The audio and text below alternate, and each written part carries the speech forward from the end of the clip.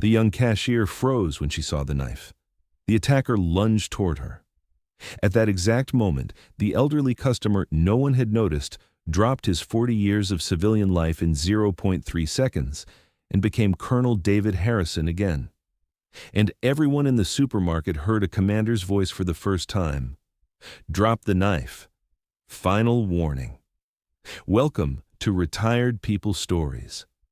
Before we begin this incredible tale, let me know in the comments where you're watching from today. And if you believe retired heroes deserve to have their stories told, hit that subscribe button and support our channel. Because some warriors retire, but the protective instinct inside them never dies. It was Thursday afternoon, October 18th, 2:30 p.m. The Fresh Mart supermarket in Richmond, Virginia's quiet suburb, was busy as usual. Senior citizens catching the discount hour, mothers finishing their preschool pickup shopping, cashiers tired but maintaining their customer service smiles. David Harrison was there too. 62 years old, retired colonel. Gray hair neatly trimmed, mustache carefully groomed, back still straight despite his age. Brown blazer, navy blue pants, polished black shoes. A soldier trying to blend into civilian life but still waking up every morning at 05:30 out of habit. 30 years in the U.S. Army, 2 tours in Iraq, 1 in Afghanistan. Started with the 82nd Airborne, retired as a colonel from Special Forces. But now he was just David. Shopping for his wife Margaret, buying candy for his grandkids, an old man nobody recognized. His shopping cart contained milk, whole wheat bread, a few apples. He was looking for that special brand of yogurt Margaret wanted. Aisle 9, dairy section. He had just found the yogurt when a commotion erupted from the entrance. At first he thought it was just a customer complaint. Then he heard the scream. Military instincts kicked in immediately. Audio analysis, panic, threat level, high. He peered around the corner of the aisle. What he saw made his blood run cold. A man, late 20s, black hoodie, ski mask over his face, holding an 8-inch butcher knife, moving toward the register, people scattering, some dropping to the floor. The cashier was Emma, a 19-year-old college student, part-time job to pay for textbooks. When she saw the knife, her hand went to the panic button under the register, but fear paralyzed her fingers. The attacker shouted, "All the money in the register!" Now. Emma's hands were shaking. She was trying to open the register, but her fingers wouldn't work the keys. Faster! The attacker waved the knife. David assessed the situation. Police response time, minimum 4 minutes. Attacker's mental state, unstable, likely under influence. Threat level, critical. He made his decision, quietly set down his shopping basket, unbuttoned his blazer for mobility, took a deep breath, and civilian David Harrison of 40 years disappeared. Colonel Harrison took his place, 3 steps, silent, controlled, toward the attacker's back. Emma saw him coming, her eyes widening in fear. The attacker was getting agitated. "What are you looking at?" I said. "Give me the money." He thrust the knife toward Emma. That's when David spoke. His voice was calm, but had steel in it, the command voice he'd used in war zones for years. "Drop the knife. Final warning." The attacker spun around, saw an old man, laughed. "What, you gonna stop me, Grandpa?" David's expression didn't change. His eyes locked onto the attacker's, cold, calculating, lethal. "Drop the knife. Get on the ground. Wait for police. That's your best option." The attacker laughed again and lunged at David. The knife flashed through the air. The next 3 seconds were the fastest, most controlled display of violence anyone in that supermarket would ever witness. David shifted left, avoiding the blade. His right hand caught the attacker's wrist, thumb pressed into the median nerve. The attacker screamed in pain, knife clattering to the floor. Simultaneously, David's left elbow drove into the attacker's solar plexus. Breath gone, knees buckling. David executed a wrist twist, spun the attacker, took him down, knee on his back, arm locked behind. Total time, 2.7 seconds. The supermarket was silent. Nobody was breathing. David spoke calmly. "Someone call the police and tell the manager to bring zip ties or rope." Still nobody moved. David looked up, spoke more gently. "You're safe. The threat is neutralized. Please, someone call 911. Emma was the first to respond. With shaking hands, she grabbed the phone, dialed 911. Store manager Jerry came running, zip ties in hand. How did you do that? David secured the attacker's hands while answering, practice. An elderly woman, Doris, emerged from aisle 8. You're a hero, young man. David shook his head. Just in the right place at the right time. But Doris's husband, Walter, a Korean War veteran, had recognized David's stance. You're military, he said. Not a question. David made eye contact, a silent understanding between warriors. Retired, David said. Police arrived 4 minutes later. 2 uniforms, then detectives. The attacker still on the ground, David still controlling him. Young Officer Martinez looked amazed. Sir, we'll take over. David slowly stood up. His knees ached slightly, age showing. Detective Sarah Coleman approached. Can you tell me what happened? David gave a brief, precise account. Military report style, facts, observations, actions.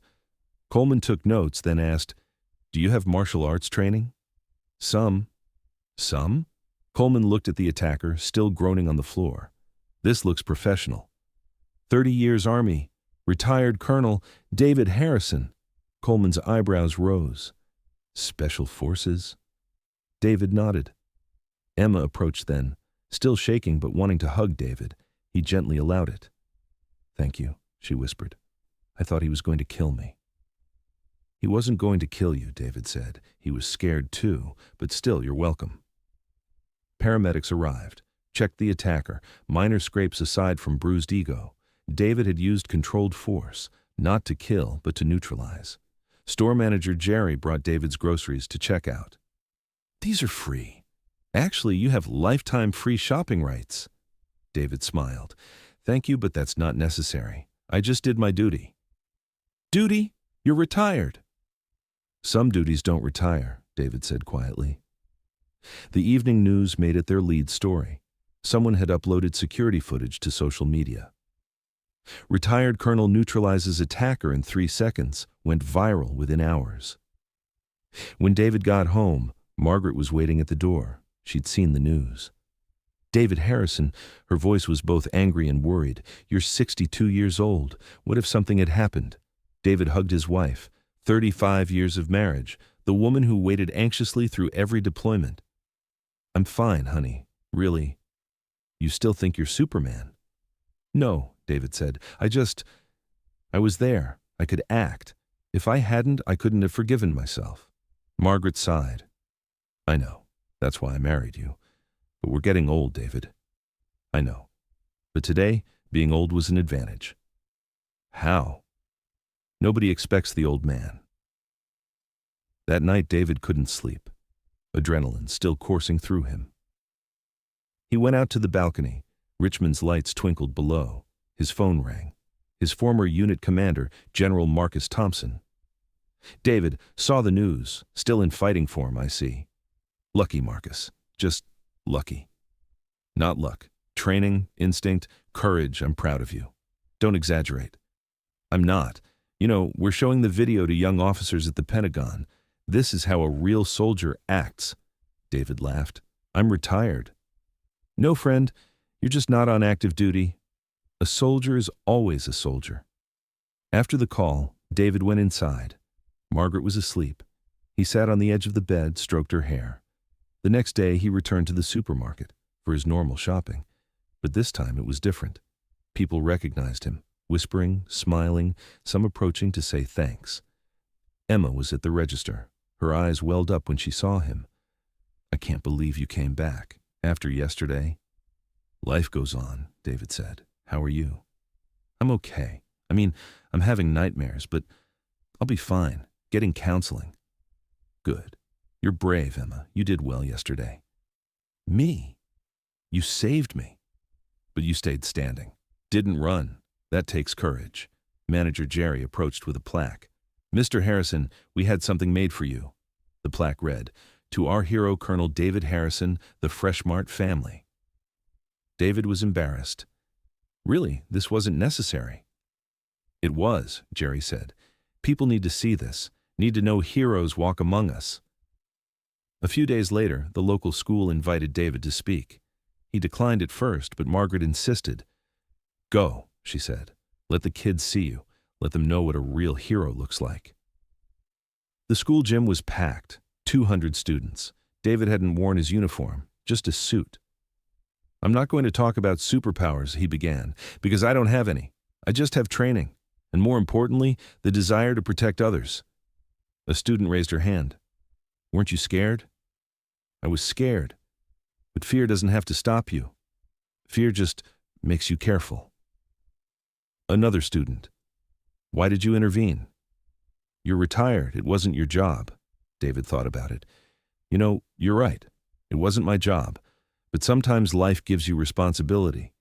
In that moment, in that store, I was the only one who could act. If I hadn't, Emma might have been hurt. I couldn't live with that." After the talk, a teacher approached. "Colonel Harrison, my son is in the military. Lieutenant, he wants to be like you." "I hope he doesn't become like me," David said. "I hope he becomes himself. A better version." Weeks passed. The incident began to fade from memory. But small changes occurred in David's life. People waved during grocery runs. The coffee shop gave him free coffee. Little kids called him Super Grandpa. One day, while walking in the park, a young man in uniform approached. "Colonel Harrison? I'm Lieutenant Bradley. We watched your video in training. I wanted to ask you something." "Go ahead, son." "How did you stay so calm?" "I would have panicked." David smiled. "I did panic, inside, but I didn't let it show. Years of training. And also, faith. If you believe you're doing the right thing, fear can't control you." The lieutenant saluted. David returned it. 2 soldiers, 2 generations, carrying the same oath. That evening, David wrote in his journal. He'd started keeping one after retirement. Today's incident at the store reminded me of something. Being a soldier isn't just wearing a uniform. It's a mindset, a way of life. Protecting, serving, acting when needed. I may be retired, but that responsibility doesn't end. That young girl, Emma, is safe now. Her family can rest easy. And maybe, just maybe, someone saw me and found courage. Maybe someday they'll protect someone too. I served 30 years in uniform, earned medals, gained ranks. But perhaps my most meaningful moment was this. In a supermarket, in civilian clothes, at 62 years old, I still made a difference. Margaret is right, we're getting old. But some things don't age. Courage doesn't age. Sense of duty doesn't age. Humanity doesn't age. A month later, Emma graduated from college. She invited David to the ceremony, introduced him to everyone as family. After receiving her diploma, she hugged David. "I'm here because of you." "No," David said. "You're here because of your own strength. I just helped a little." "I've decided to become a police officer," Emma said. "I want to protect people like you do." David's eyes misted. "You'll make an excellent officer." Years later, when David turned 70, there was a ceremony at the Richmond Police Department. Commissioner Emma Rodriguez was addressing new recruits. 8 years ago in a supermarket, a knife-wielding attacker held me hostage. I was going to die. But a retired colonel intervened, neutralized the attacker in 3 seconds. He saved my life that day. But more importantly, he taught me a lesson. Heroism has no age limit. Heroism doesn't retire. David was in the audience, hair snow white, back a bit more bent, but the light in his eyes still bright. Emma continued, "That man is here today. Colonel David Harrison, my hero, my mentor, and our guest of honor." The room rose to its feet. Applause lasted for minutes. David stood, waved, smiled shyly. That night, driving home, he told Margaret, "Maybe retirement is just duty changing shape. I'm not protecting my country anymore, but I'm protecting my neighbors, and that's a duty too." Margaret squeezed her husband's hand. "I'm proud of you, old soldier." "I'm not old, just experienced." They both laughed, and David Harrison, 62-year-old retired colonel, went to the supermarket again the next morning, did his normal shopping, but always alert, always ready, always protective.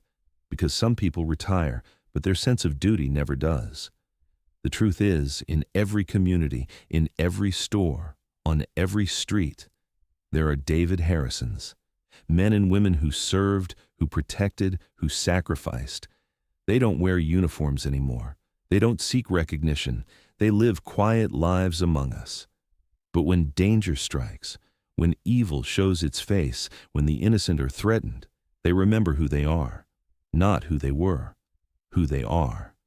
They are the thin line that never truly retires, the guardians who clock out but never stand down, the warriors whose battlefield changed but whose mission continues. David Harrison proved something that day in Freshmart. He proved that heroism isn't about age, isn't about active service, isn't about recognition. It's about being ready when readiness matters. It's about acting when action is needed. It's about protecting those who cannot protect themselves. At 62, with arthritis in his knees and reading glasses in his pocket, he was more dangerous to evil than any young man could be. Because he had something that can't be taught in training, can't be earned in gyms, can't be bought with youth. He had the quiet confidence of a man who had faced death and won. The calm precision of someone who had made life and death decisions under fire. The instant transition from grandfather to guardian that comes only from decades of service.